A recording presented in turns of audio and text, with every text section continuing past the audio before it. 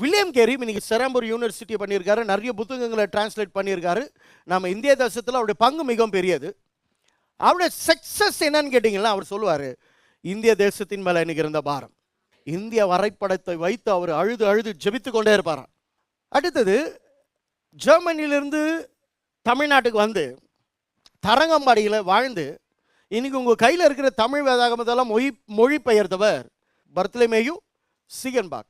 இவர் வந்து இங்கே தங்கி தமிழ் படித்து கற்றுக்கொண்டு முதல் இந்திய தேசத்தில் அச்சடிக்கப்பட்ட ஒரு புத்தகம் எது என்றால் அது தமிழ் வேதாகமம். மொழியை நான் முக்கியத்துவப்படுத்தாமல் அவர் செஞ்ச சேவையை மட்டும் நான் சொல்கிறேன். தமிழாக இருந்தாலும், மலையாளமாக இருந்தாலும், தெலுங்காக இருந்தாலும், கன்னடாவாக இருந்தாலும், எந்த பாஷையாக இருந்தாலும் நமக்கு ஒன்று தான். அப்போ அவர் எதற்கு அப்படி தமிழ் கற்றுக்கொண்டு அவர் இவ்வளோ பெரிய சாதனை படித்தார்னா, அவங்க அம்மா சாகும்போதோ வேதாகமத்தை கையில் கொடுத்துருக்காங்க. அந்த பைபிள் இவர் வாழ்க்கையில் பெரிய இன்ஸ்பிரேஷனாக இருந்திருக்கு.